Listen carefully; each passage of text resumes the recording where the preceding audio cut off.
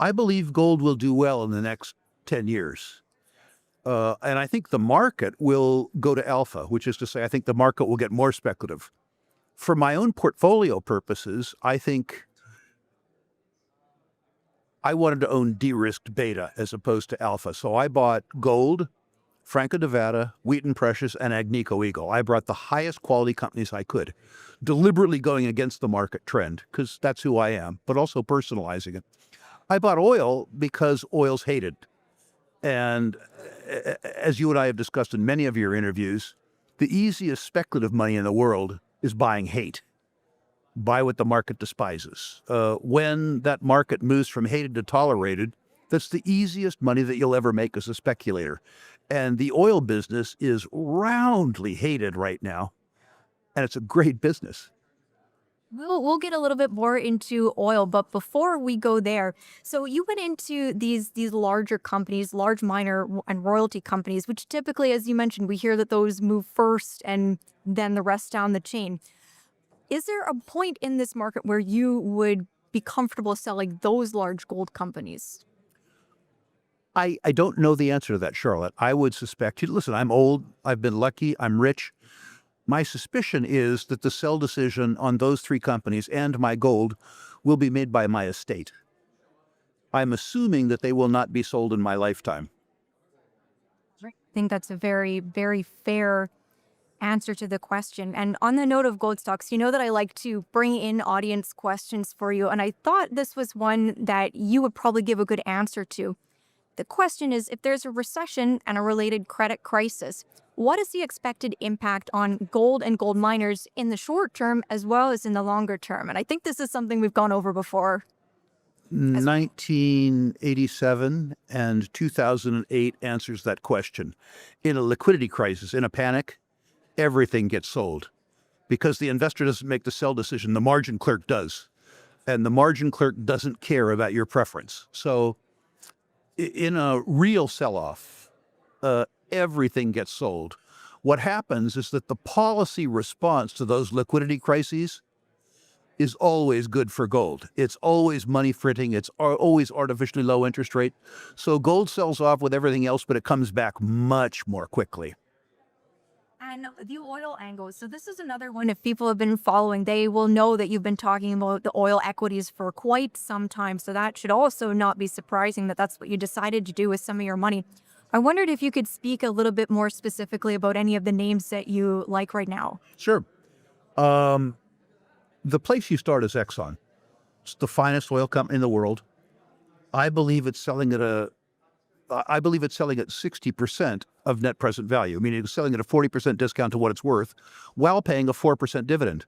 So there's no time value of money problem owning it because you get paid a dividend. I believe that worldwide, the energy industry, the oil industry specifically, is underinvesting in sustaining capital by about $2 billion a day, which means that the production levels that we enjoy today are not going to last, which means the oil price, at least the nominal oil price, goes up. I believe specifically that what Exxon is worth, not what it's selling for, what it's worth will double in the 3-year time frame.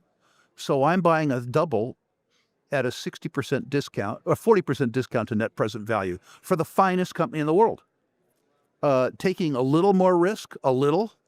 I own Chevron because they're a more efficient refiner and marketer. I own a little bit of Occidental because of proved undeveloped locations, but they got a lousy balance sheet, but I still own it. In the U.S. natural gas business, I own Devon and I own Equitable. But where I'm really adding positions is in Canada. I understand the political risks, which are huge, but as cheap as the U.S. industry is, the Canadian industry is selling at a discount to the U.S. industry. And there's very high quality management teams there and many more proved undeveloped locations. In other words, there's a better growth runway in Canada. Names there, I think you have to own Canadian Natural. You cover the waterfront. I own Suncor because I have no reserve risk in my lifetime. I have no reserve risk in your lifetime at Suncor. I own Freehold Royalty. I own Prairie Sky. I own ARC, which I consider to be the best run oil company in North America. I own Tourmaline. What else do I own? I own Peyto. I own Birchcliff. And that's it. I could go down the quality trail and make more money, but I don't need to. This is a portfolio that I would be surprised if it didn't double or triple in a reasonable time frame. I get paid a ridiculous dividend on that basket of stocks, and they're hated. All I need, we've talked about this for years, Charlotte, all I need to do is buy hate and let that sector move from hated to tolerated. That's the easiest money a speculator could make financially, not psychologically, but financially. Well, and speaking about time frame for oil, maybe we can speak a little bit more about that. You mentioned they've got the dividends, so in a way that covers you.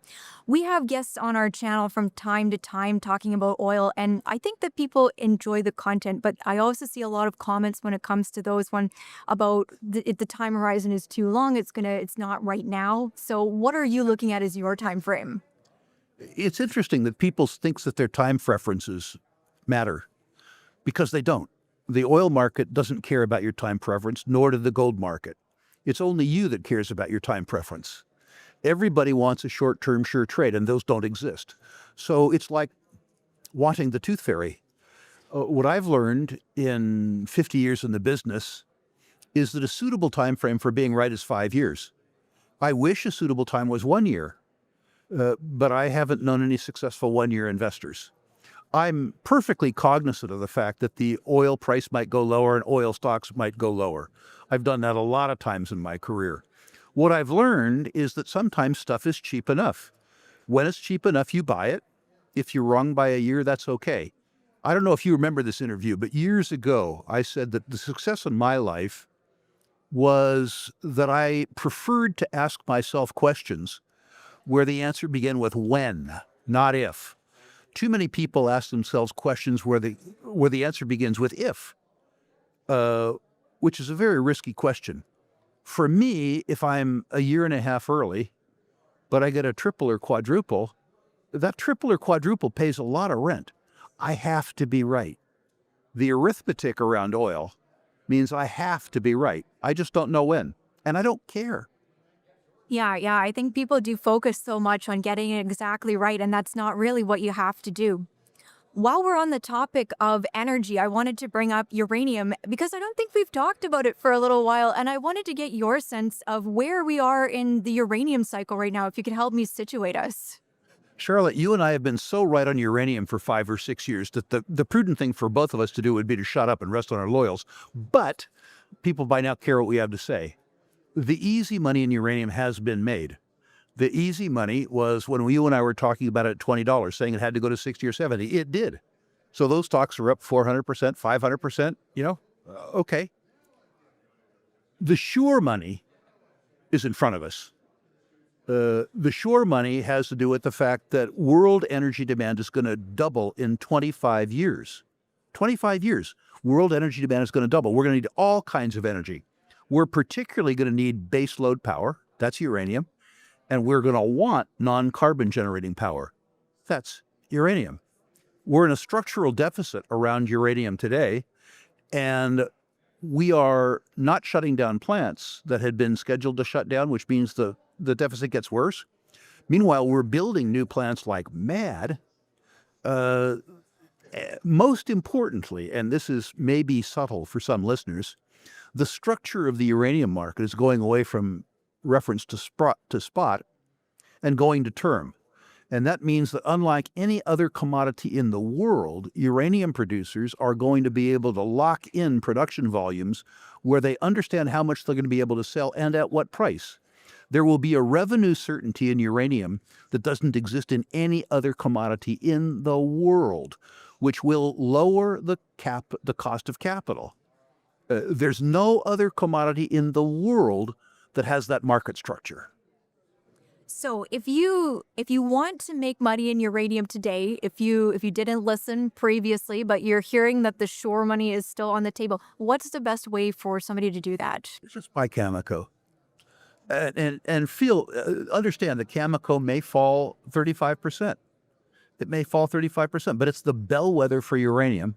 And uranium is a 15-year no-bagger.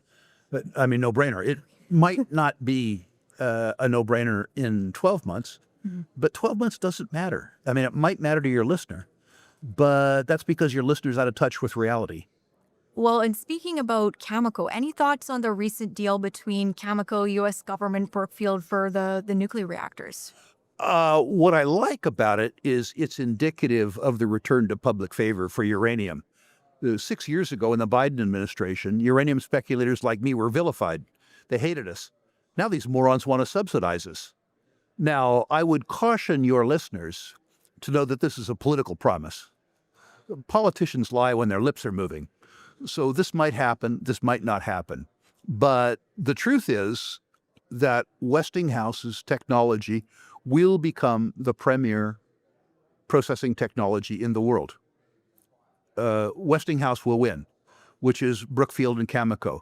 Brookfield has wonderful demonstrated expertise worldwide in project finance, and Cameco is the technology leader in uranium. Whether or not this initiative wins, that combination will win. Don't hold your hat on $80 billion coming from the U.S. government. It might happen. It might not happen. What will happen is that uranium will be an increasingly important part of the energy scene over the next 15 or 20 years, and Westinghouse will win the technology race.